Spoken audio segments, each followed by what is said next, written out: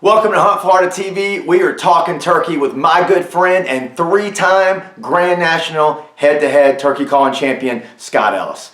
Scott, welcome to the show. This episode is going to be about scouting. So I guess my first question for you is, when you're going to be hunting on a tract of land that you've never been on before, how do you go about scouting it for turkeys?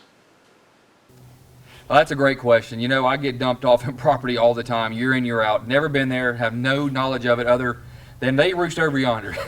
So I start off at daybreak. Obviously, it's usually dark when I'm doing it. And just start off with your basic locating stuff like you would do anywhere on any piece of property you've ever hunted. And I start with the vocalizations with 8-note barred owl hoot. We'll give that a run for you real quick.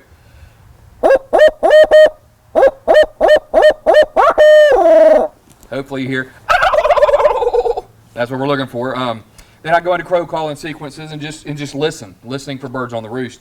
And as the day develops and the sun, lights the sky, the morning sky, and then you're either setting up on a bird or you're looking and calling and working an area and you're scouting as you hunt. And that's what I like to call it, scout hunting, because you're trying to find a turkey that'll work to the gun, but at the same time you're looking for tracks and sign and strut marks, scratching, droppings. You're using your trusty binoculars. Never leave home without your binoculars. There's glass fields to look at a bird you see down a road. All of this is very, very imperative to hunting a piece of property you've never been. And after that, just let the turkeys do what they do. Listen to the turkeys, talk to the turkeys, and react to their calling with your calling and have a communication or have a conversation with them. What kinds of sign do you look for? Well, as I stated earlier, you're going to look for strut marks. You're going to look for scratching on the ground. You're going to look for feathers, droppings. You're going to use your binoculars and look at places where you can see turkeys for long distances, fields, burned areas, anywhere there's good visibility. You're looking for feathers. You're looking for droppings underneath in concentrated areas to look for roost sites. You're looking to try to pinpoint roost sites. Those are the types of sign I look for.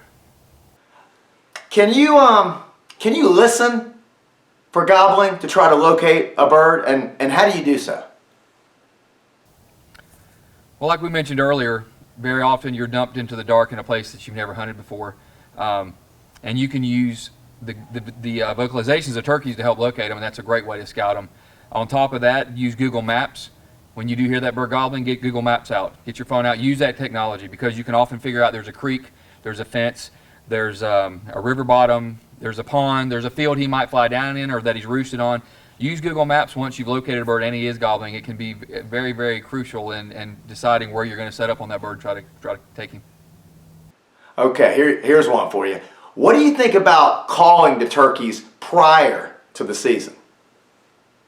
You've been hearing that for years. Don't call to turkeys preseason. Don't call to turkeys preseason.